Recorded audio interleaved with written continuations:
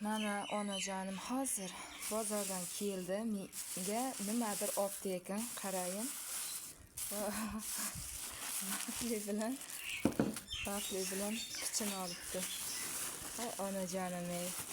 Hali ham siz uchun men yosh bolaman ha, onajon. Oldin otam ko'p olib kelardi Komandirovkadan, ish joyidan. Onajonim, rahmat sizga.